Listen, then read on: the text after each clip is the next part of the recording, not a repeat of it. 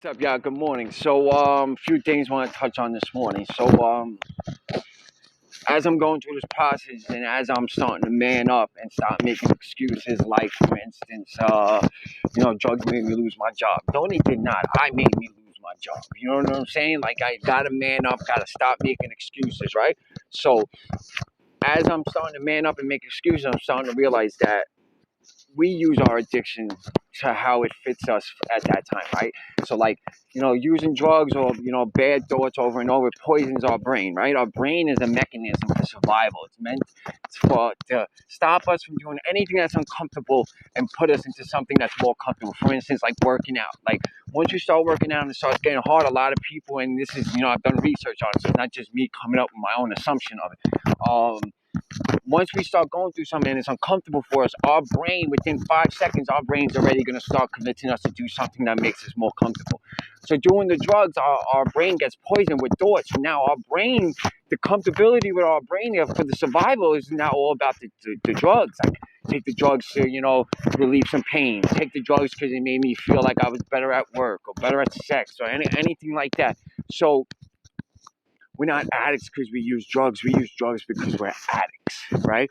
The addictive behavior, the mindset, where we're going with things, our thought process to things, our problem solving, you know what I'm saying?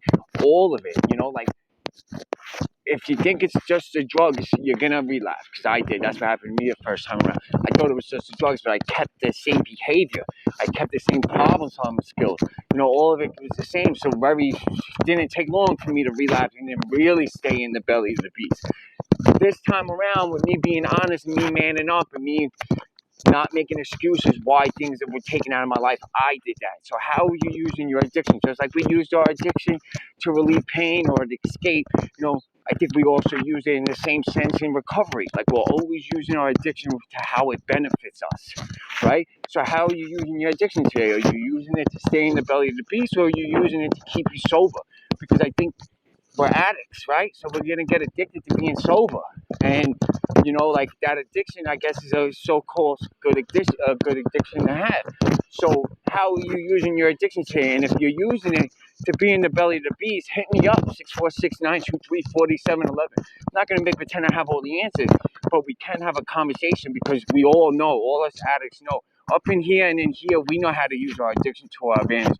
We know what needs to be done, but sometimes we need to hear. I know for me, I need to hear myself say things at times and then go back or write things down and go back and read it and be like, oh shit, I wrote that. So today's question: what is some of the worst weather conditions you put yourself through, or a situation you put yourself through in order to cop? Because us addicts, we're resilient. When something's a must-have for us, we have it. So how do we change our must-have from getting high to must-have to not getting high? How have you changed it? And if it's something, hit me up. Let's have this conversation. Because we only get better until we only get better if we're open, and we're open with ourselves, and we stop judging ourselves and just be honest. Man up to it. So what? If you got to man up to it and people ain't really ready to walk with you on that process, then fuck them. They weren't meant to be there anyway. You know what I'm saying? You will find people that will gravitate to you, that want to be a part of your process. And until that happens, you keep fighting, you keep trucking. So what's one of the worst conditions or weather conditions or situations you put yourself through? I'm very curious to hear this. So, like I said, we gotta remind ourselves what we're capable of doing, because we're very resilient. We are. We have all the fight in us. We just sometimes not even sometimes it's harder to fight against something than sometimes it is going with things at times. And for me, it's my it's the process I put myself through. Sometimes I just make it harder than really, really needs to be. And is that now me just opening the door for a reservation to get high? You know what I'm saying? Like, how do you know you're really, really ready? For me, what I'm starting to learn with people is they don't want to lose their clean day. And when they're really serious about not losing their clean day, that's when they stay clean. So I'm taking a little bit from everybody right now. But one of the things I did have to do was, I'll bend over backwards for anybody to help them. But when it comes for me to ask and help, I won't ask for it. and I need to step out of my own way. And I promised myself, I made a commitment to myself to take this time serious and being open and everything. That's why I keep talking about lose the bias, lose the assumptions, go into things like you don't know. The next person you meet in life, act like you don't know who they are because you don't. Don't make an assumption by who they look. I looked at a picture, while I was doing research, and the guy was all tatted up, like Tekashi 6ix9ine, tattoos on his face everywhere. So then they asked me, what do you think his job occupation was?